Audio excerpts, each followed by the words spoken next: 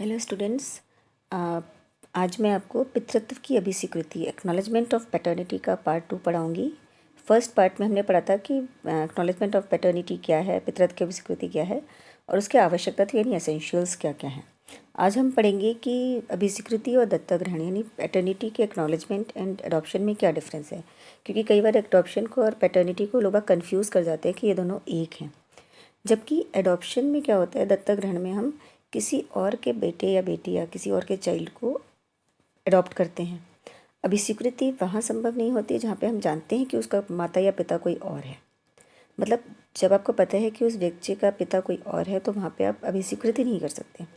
वहाँ पे एडॉप्शन हो सकता है लेकिन अभी स्वीकृति नहीं हो सकती। अभी स्वीकृति केवल अपने ही बच्चे की होती है, किसी और के बच्चे की नहीं हो सकती।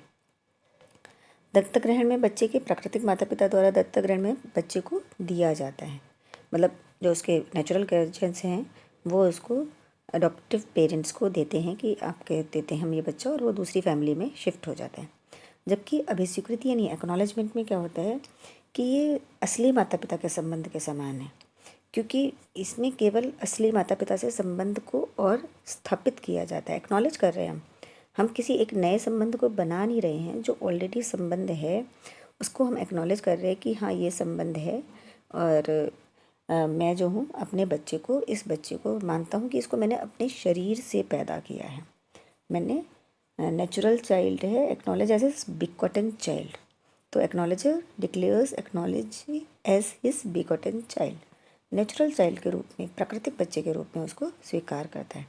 तो एडॉप्शन और एक्नॉलेजमेंट में सबसे बड़ा डिफरेंस यही है कि वहाँ पे किसी दूसरे के बच्चे को अडॉप्ट किया जाता है, और एक्नॉलेजमेंट में हम अपने ही बच्चे को एक्नॉलेज करता है पिता कि हाँ ये मेरा वैध बच्चा है। विधिमान्य अभिस्वीकृति के क्या क्या प्रभाव होंगे? अभिस्वीकृति किया गया बच्चा अभिस्वीकृतिकर्ता का धर्मज बच्चा बन जाता है और उसका पितृत्व स्थापित हो जाता है। जिस बच्चे का एक्नॉलेजमेंट किया गया है वो बच्चा जो है वैध बच्चा, लेजिटिमेट इशू हो जाता है उस व्यक्ति का जिसने कि एक्नॉलेज किया है। एक धर्मज बच्चे के समान अभिस्वीकृत बच्चा अभिस्वीकृत पिता और माता तथा अन्य संबंधियों की संपत्ति में उत्तराधिकार प्राप्त करता है, जो कि वो शायद नहीं प्राप्त कर पाता अगर उसकी अभिस्वीकृति नहीं की गई होती। इसी तरह से पितृत्व की अभिस्वीकृति बच्चे की माता और अभिस्वीकृतिकर्ता के मध्य वैध विवाह को भी स्थापित करती है। मतलब कभी कभी ऐसा भी हो सकता है कि उसकी माँ और पिता के बीच में एक वैध विवाह हुआ नहीं हुआ, इस चीज़ में संशय हो, तो उसकी जो माँ है और उसके पिता से जो वैध विवाह हुआ है इसको भी अभिस्वीकृति द्वारा स्थापित कर दिया जाता है। क्योंकि अगर अभिस्वीकृति वो कर ही नहीं सकता अगर उसकी माँ के साथ वैध विवाह ना हुआ हो। तो इसलिए अभिस्वीकृति क्या करती है, दो काम करती है, बच्चे को भी वैधता प्रदान करती है और उसकी माता और पिता के विवाह को भी वैधता प्रदान कर देती है।